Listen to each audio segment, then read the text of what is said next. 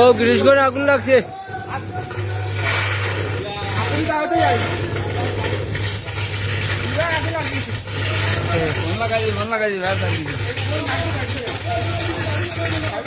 यार वो करंट और तार दूरा भाई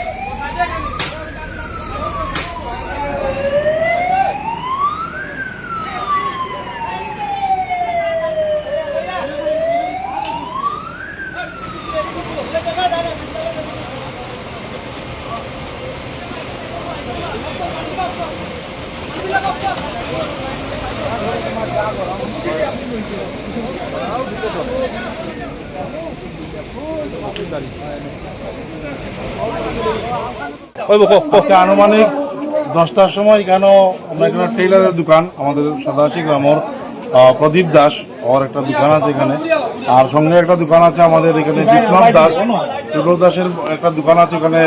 4টা টুকটুক, 2টা টুকটুক, 2টা ইলেকট্রিক অটো রিক্সা এখানে চার্জিং করা হয়।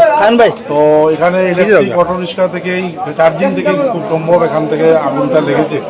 আর লেগে এখন যা পাশের দোকানে আমাদের এখানে প্রদীপ দাস ওর যে দোকান আছে টেইলারের দোকান, ওই দোকানে সমস্ত 7টা থেকে 8টা মেশিন, সেলাইয়ের মেশিন নষ্ট হয়ে গেছে, জলে পুড়ে ছাই হয়ে গেছে। কাপড় ছিল, অনেক লোকের অর্ডার দেওয়া কাপড় ছিল, কাপড়গুলো সমস্ত কাপড় নষ্ট হয়ে গেছে। আর সঙ্গে এখানে 4টা অটো, 2টা টুকটুক এবং 2টা ইলেকট্রিক অটো কমপ্লিটলি পুরা জলে গেছে, নষ্ট হয়ে গেছে।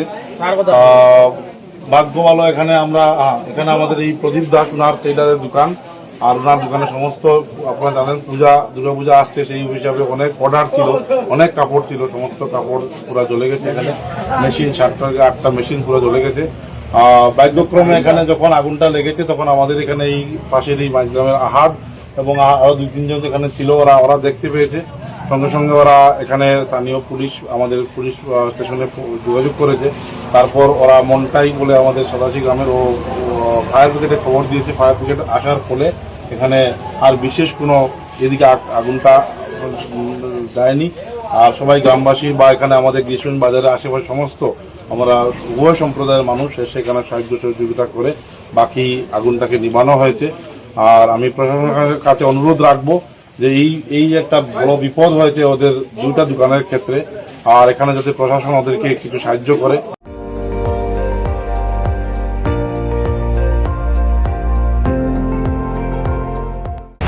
আপুনি চাই আছে ND24, সৰ্বশ্ৰেষ্ঠ নহয় সৰ্বোত্তমৰ দৌৰ।